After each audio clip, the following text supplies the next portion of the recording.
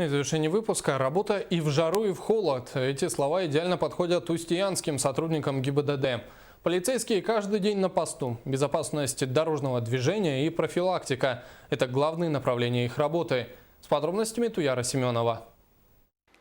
В Устьянском районе подразделение ГАИ было образовано в конце 1969 года после образования Устьянского районного отделения милиции. С тех пор прошло ровно 47 лет. И сегодня сотрудники госавтоинспекции во благо безопасности людей на дороге также несут службу на высоком профессиональном уровне. Начальником Устьянского отделения инспекции безопасности дорожного движения работает Петр Абрамов. По штату 4 сотрудника работают в Устьянском районе. Помещение находится в цокольном здании жилого дома. В наличии имеется патрульная автомашина.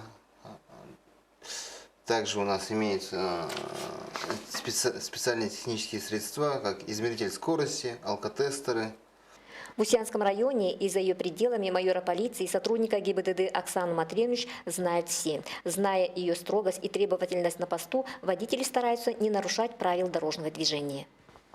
Наши инспекторы ГИБДД требовательные, строгие, поэтому мы стараемся не нарушать правил дорожного движения. Сотрудники Устьянской автоинспекции – ответственные родители, любимые отцы и матери своих дружных семей, участники художественной самодеятельности и спортивных соревнований. Тренажерный зал посещают каждую неделю. Сотрудники ГАИ проводят свое свободное время. У нас его немного, но мы живем с девизом «В здоровом теле здоровый дух». Туяра Семенова, МВК Саха, поселок Депутатский.